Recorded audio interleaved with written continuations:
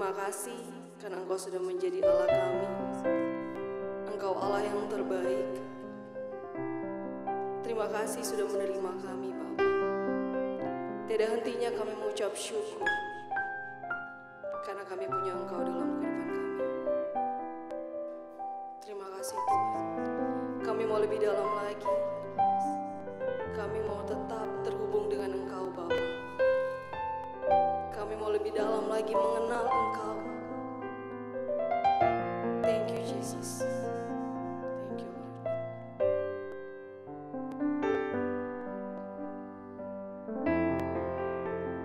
Hanya Engkau yang mengenal dalamnya hatiku, kerinduan hati ini hanyalah dekatmu.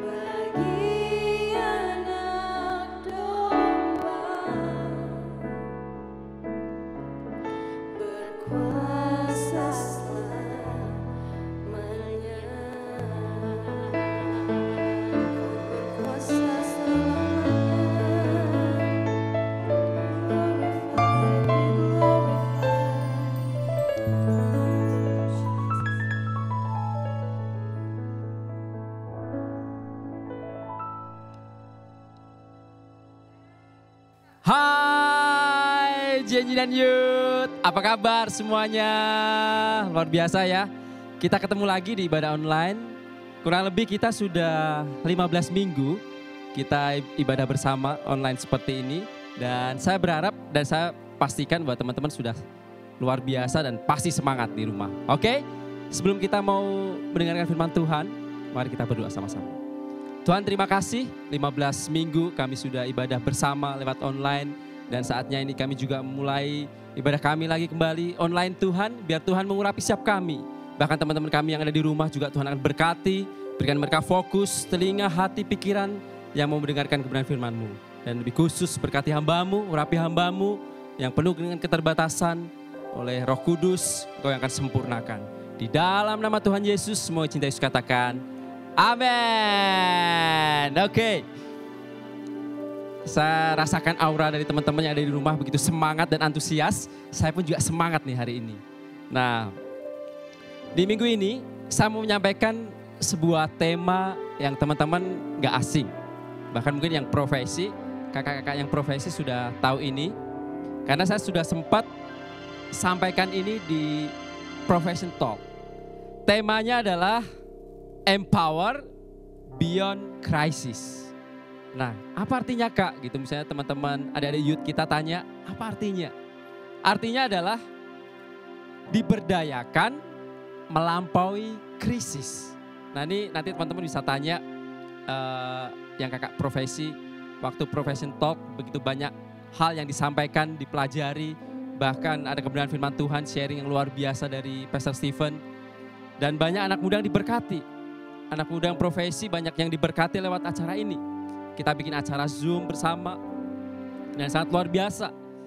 Nah, saya mau sampaikan tema ini karena dari teman-teman profesi setelah kita buat acara itu banyak mereka yang diberdayakan kehidupannya. Banyak mereka yang diubahkan. Yang dulunya dia mungkin pas kondisi seperti ini mereka cuma duduk di rumah atau di kamar yang gak tahu ngapain. Tapi setelah ikut acara itu seperti ada sesuatu yang baru yang dia dapat dan dibukakan kembali pikirannya. Ada kreativitas yang baru, ada sesuatu yang baru yang teman-teman profesi lakukan. Bahkan ada kasih info ke saya, Kak thank you buat acaranya, saya sangat diberkati dan mulai saya membuka usaha baru, kecil-kecilan. Wow, tepuk tangan luar biasa buat teman kita ini. Bahkan ada yang mulai jualan makanan online. Ada yang saya lihat mulai jual baju-baju online. Karena begitu antusiasnya, mereka diberdayakan, mereka seperti di-empower kembali. Nah, apakah teman-teman yang ada di rumah sekarang mengalami hal yang sama atau tidak? Nah, saya mau menyampaikan kebenaran ini. Kita mau baca dari kisah murid-murid Tuhan Yesus, di mana Tuhan Yesus juga meng-empower murid-muridnya ketika Yesus memberi makan 5.000 orang laki-laki, belum termasuk wanita dan juga anak-anak. Kenapa itu bisa disebut empower? Karena saya tahu bahwa itu tersirat ya, tidak tertulis. Karena ketika Yesus memberi makan 5.000 orang, itu dia katakan murid-muridnya begini, Yesus biarlah mereka ini pulang. Dan mereka ini udah waktunya makan, udah malam. Suruh mereka pulang supaya mereka membeli makanan. Tapi Yesus katakan apa? Tidak. Mereka gak perlu pulang. Tapi kamulah yang harus memberi makan. Karena ini bentuk Yesus meng-empower murid-muridnya. Kenapa? Karena selama ini Yesus tuh mengadakan mujizat. Belum tahu yang seperti ini bisa memberikan makan. Ya, yang dia tahu mungkin menyembuhkan yang sakit. Lumpuh menjadi berjalan, buta menjadi melihat. Tapi hal makanan pun murid-muridnya pun juga merasa ya ini kan makan ya. Ya mungkin beli aja gitu. Atau kita mesti beli makanan atau gimana, tapi enggak. Tapi Tuhan mau tunjukkan sesuatu ke murid-muridnya. Bahwa Tuhan pun mencukupkan hal jasmani seperti makanan. Ya, kita mau baca kisahnya dari Matius 14 ayat 15 sampai 21. Menjelang malam, murid-muridnya datang kepadanya dan berkata, tempat ini sunyi dan hari sudah mulai malam. Suruhlah orang banyak itu pergi supaya mereka dapat membeli makanan di desa-desa. Tetapi Yesus berkata kepada mereka, tidak perlu mereka pergi. Kamu harus memberi mereka makan. Tanya-tanya, pakai apa makannya? Bahkan bekal aja nggak ada. Jawab mereka, yang ada pada kami di sini hanya 5 roti dan 2 ikan. Dari seorang anak laki-laki kecil ya. Yesus berkata, bawalah kemari kepadaku. Lalu disuruhnya orang banyak itu duduk di rumput, dan setelah diambilnya 5 roti dan 2 ikan itu, Yesus menengadah ke langit dan mengucapkan berkat. Lalu memecah-mecahkan roti itu dan memberikannya kepada murid-muridnya. Lalu murid-muridnya membagikannya kepada orang banyak, dan mereka semuanya makan sampai kenyang, dikatakan sampai kenyang. Kemudian orang mengumpulkan potongan roti yang sisa 12 bakul penuh. Bayangkan, dari 5 roti dan 2 ikan sampai sisanya 12 bakul penuh dan makan kenyang.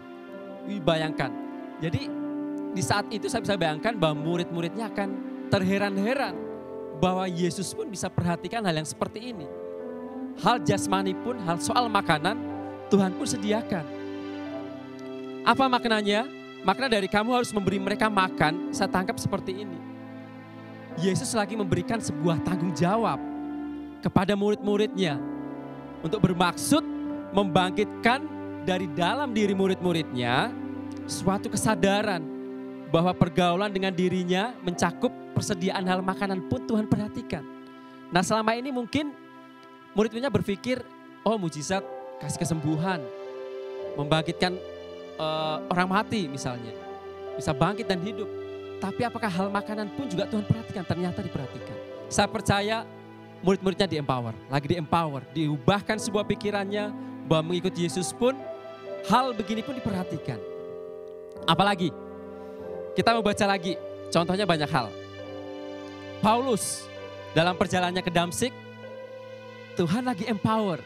Kita tahu sebelum menjadi Paulus dia adalah Saulus yang dia menganiaya orang Kristen, membunuh. Banyak hal yang dia lakukan, menista orang Kristen. Di dalam Kisah 9 ayat 1-6 seperti ini dikatakan. Paulus di-empower dalam perjalanannya ke Damsyik. Saat itu mau menganiaya murid-murid Yesus, orang-orang Kristen di sana. Sementara itu berkobar-kobar hati Saulus untuk mengancam dan membunuh murid-murid Tuhan. Ia menghadap imam besar dan meminta surat kuasa daripadanya untuk dibawa kepada majelis-majelis Yahudi di Damsyik. Supaya jika ia menemukan laki-laki atau perempuan yang mengikuti jalan Tuhan, ia menangkap mereka dan membawa mereka ke Yerusalem. Dalam perjalanannya ke Damsyik, ini ingat, kita garis bawahi bahwa Yesus lagi mengempower Saulus. Ketika ia sudah dekat kota itu, tiba-tiba cahaya memancar dari langit, mengelilingi dia. Ia rebah ke tanah dan kedengaranlah olehnya suatu suara yang berkata kepadanya, Saulus, Saulus, mengapakah engkau menganiaya aku? Jawab Saulus, siapakah engkau? Tuhan. Katanya, akulah Yesus yang kau aniaya itu. Tetapi bangunlah dan pergilah ke dalam kota, di sana akan dikatakan kepadamu apa yang harus kau perbuat. Yesus lagi mengempower Saulus waktu itu, sebelum percaya Tuhan, ngikut Tuhan. Karena dia udah punya surat kuasa penuh untuk membunuh, mengancam murid-murid Tuhan pada waktu itu. Tapi ketika perjalanannya di Damsyik, dia ketemu Tuhan. Dan itulah ketika Saulus lagi di-empower sama Tuhan. Lagi diberdayakan. Seorang Saulus yang begitu kejam, begitu luar biasa menganiaya orang Kristen. Ketika ketemu Tuhan, dia langsung berubah. Dia diberdayakan oleh Tuhan. Karena dia katakan setelah itu kehidupan Paulus sangat berubah. Bahkan di akhir kehidupannya Paulus harus memberikan dirinya untuk mati karena kebenaran. Nah, apakah yang sedang kita alami saat ini? Masa-masa krisis seperti ini, apakah kita menangkap ini adalah sebuah kutukan atau sebuah kesalahan bangsa kita? Atau justru ini membuat kita itu di-empower oleh Tuhan. Mengempower, Yesus empower bukan hanya cuma soal iman kita, roh kita. Bukan hanya soal pikiran kita harus berubah.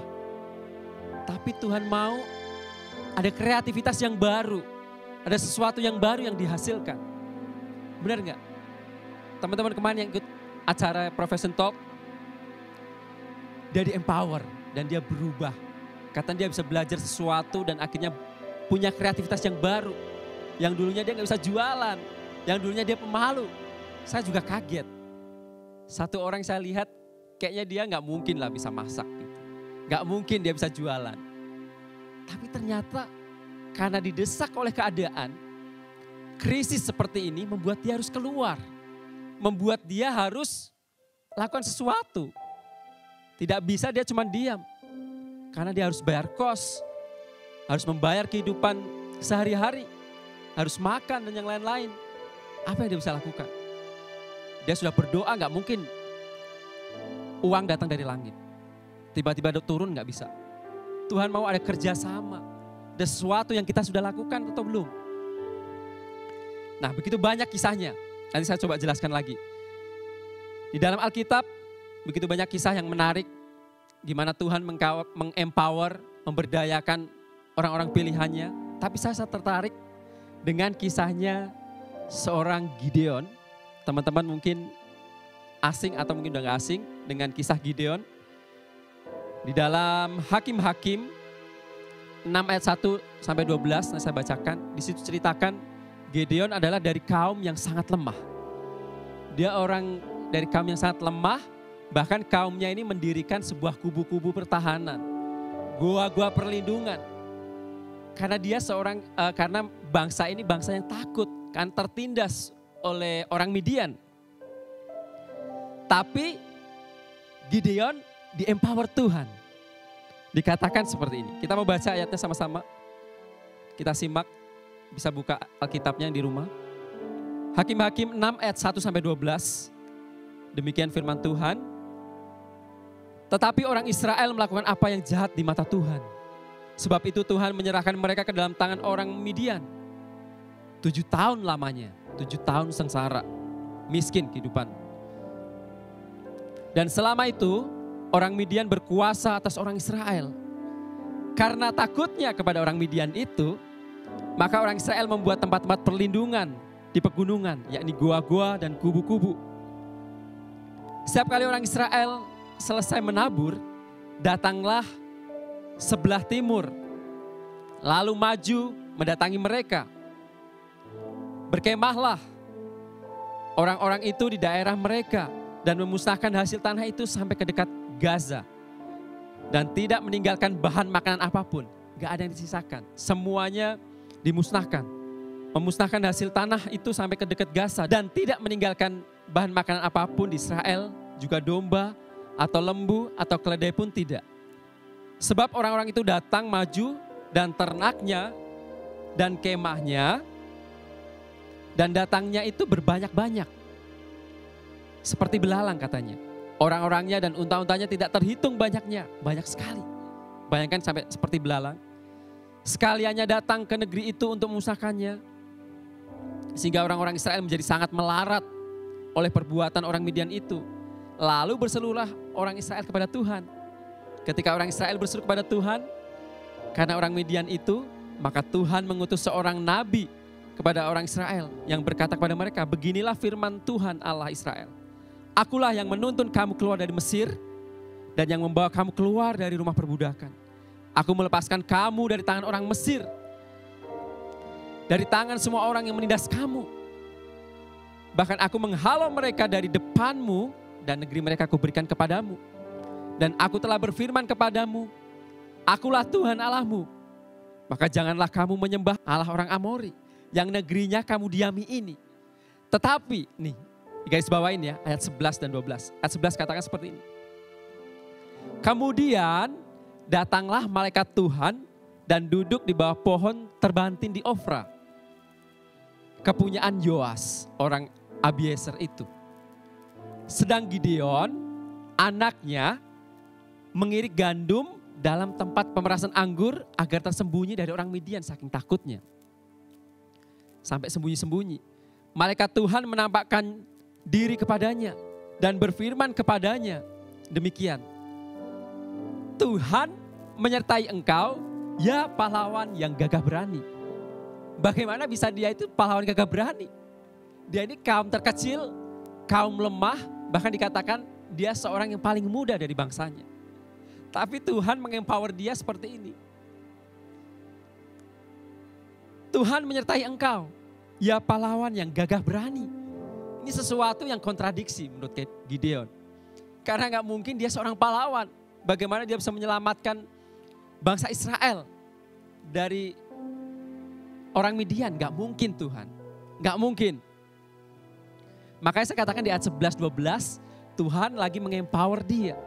Dia mencoba meyakinkan, hai Gideon, kamu jangan sembunyi aja di gua. Kamu jangan sembunyi aja di kamar, misalnya kalau saat ini kita kondisi krisis seperti ini. Ayo keluar, dalam arti tubuh kita bisa di kamar. Tubuh kita bisa di rumah.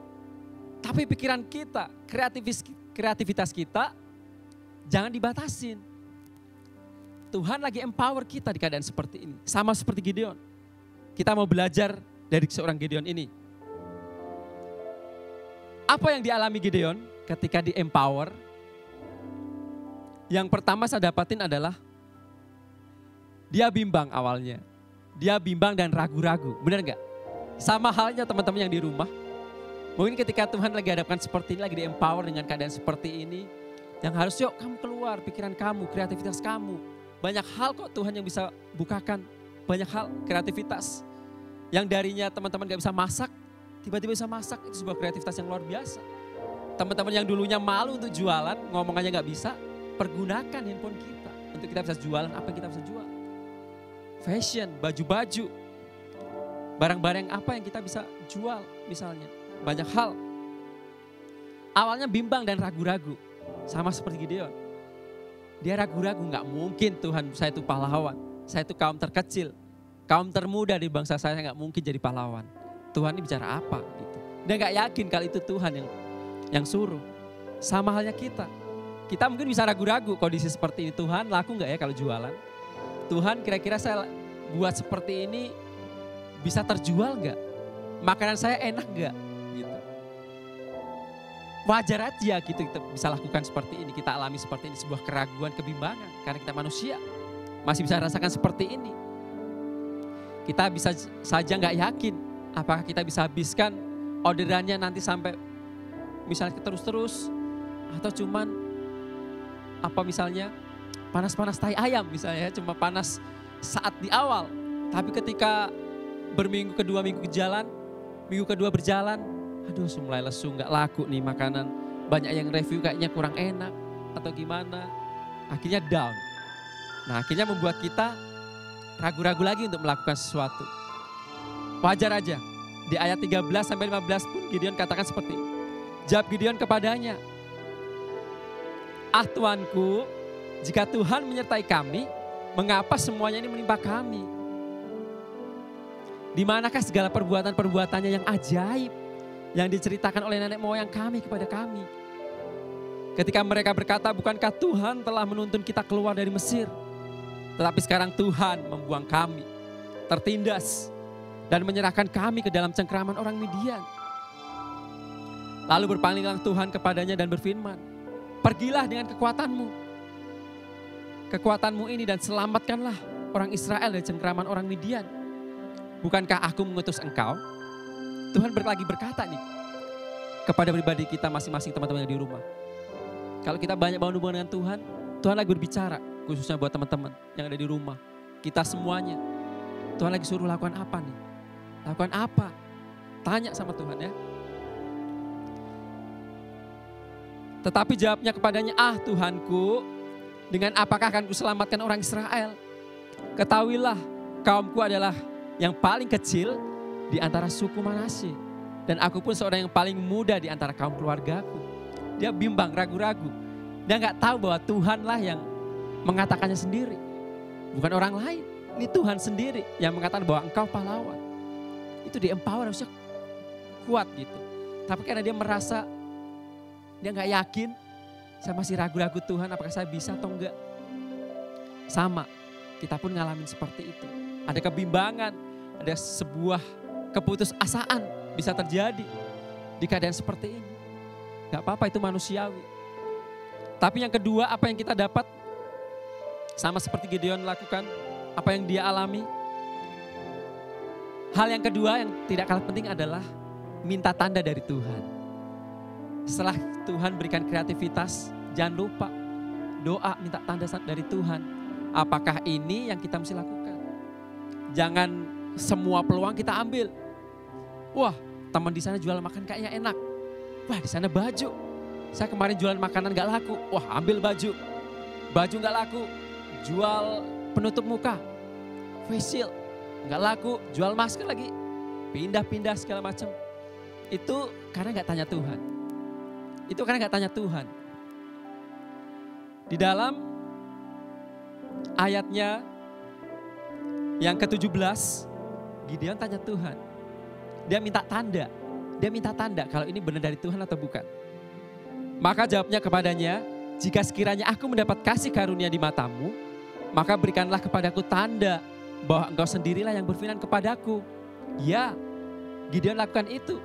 Dia minta tanda sama Tuhan. Kalau ini memang dari Tuhan atau bukan. Jangan-jangan ini suara hatinya. Atau mungkin dia dengar dari orang lain. Gideon, kamu pahlawan. Enggak.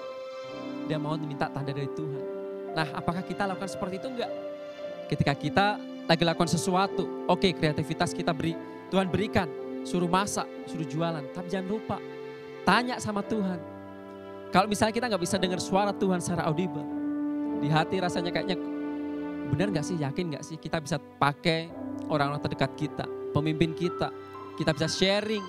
Tanya, Kak, boleh nggak saya mesti jualan ini? Bagus nggak ya? Tanya sama mereka. Mungkin ada pendapat-pendapat yang baik, ada nasihat-nasihat yang luar biasa mungkin bisa diberikan.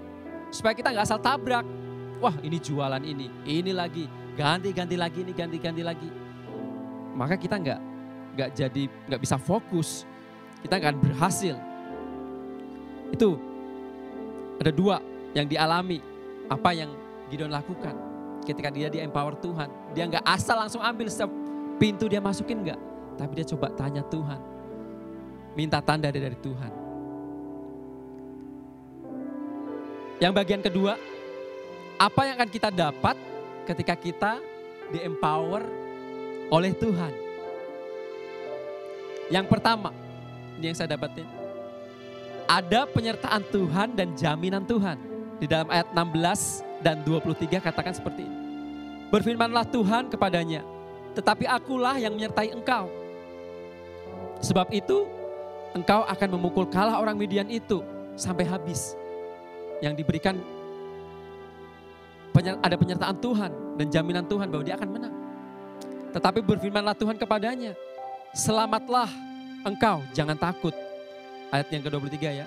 Tetapi firman Tuhan kepadanya, selamatlah engkau, jangan takut, engkau tidak akan mati. Kalau Gideon bisa mengalami penyertaan Tuhan, ada jaminan Tuhan bahwa dia akan ada perlindungan Tuhan, akan diselamatkan Tuhan, maka hal yang sama pun akan kita alami. Ketika masa seperti ini, kita di-empower Tuhan, merasa mungkin kayak Tuhan, kita modalnya terbatas. Kita cuma punya handphone. Kita nggak punya modal yang besar seperti teman-teman yang punya modal besar, akhirnya dia bisa ambil barang segini ini.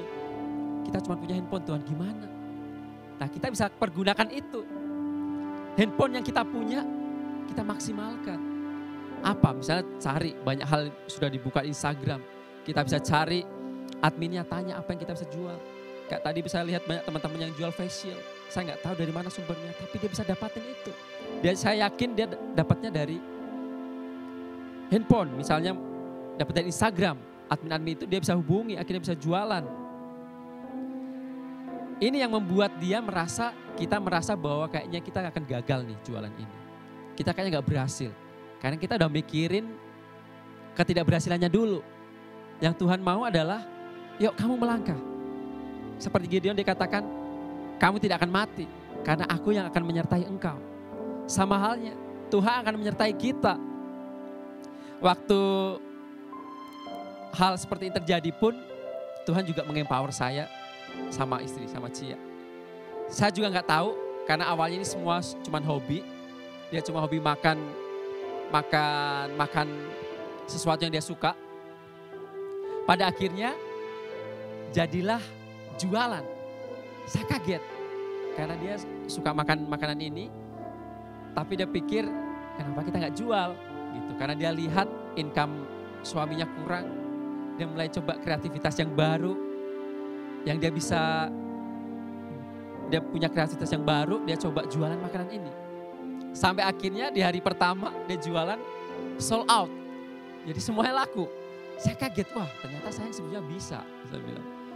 Karena merasa kemarin-kemarin kita malu, kita teman aja di handphone, ya paling cuma gereja, orang pelayanan, teman-teman kami juga cuma berapa. Tapi buktinya orderannya bisa sampai 50 pak hari pertama. Saya sampai kaget, Tuhan, wow. Memang ada beberapa hal yang terjadi sampai akhirnya kita mesti deal dulu. Karena ini hari pertama, jualan pertama dan membuat kita sibuk. Dan akhirnya begitu kacau yang terjadi, akhirnya kita coba atur deal, tapi gak apa-apa. Selalu seperti itu. Yang Tuhan mau adalah melangkah dulu. Jangan takut. Tuhan akan menyertai. Makanya kita tanya sama Tuhan waktu itu. Apakah ini oke Tuhan? Apakah ini kita akan jadi jualan tiap hari, tiap minggu atau bagaimana? Akhirnya kita putuskan. Kita akan jualan ini tiap hari. Cuma beberapa minggu.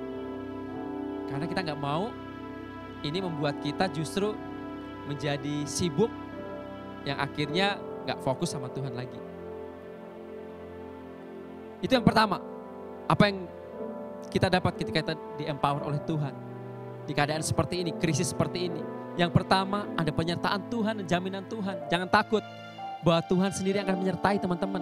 Apapun yang kita lakukan, selagi itu yang baik, selagi itu yang benar, maka Tuhan akan sertai.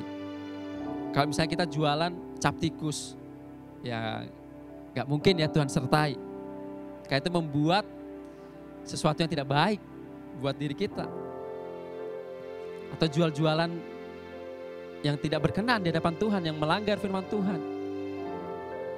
Hal yang kedua yang akan didapat adalah ada kemenangan, ada keberhasilan. Di dalam pasal 7, saya gak bacakan semuanya, tapi kalau teman-teman nanti baca di rumah, itu disitu dikatakan bahwa Gideon akhirnya bisa memenangkan sebuah peperangan dengan kaum Midian. Tapi itu ada Tuhan yang berperang bagi dia.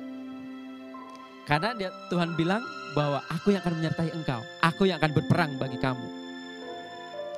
Di ayat itu dikatakan di pasal ke-7 ada poin dikatakan bahwa saya tangkap jangan lupa bersyukur bahwa semua karena Tuhan. Dikatakan di situ bahwa Tuhan yang berperang.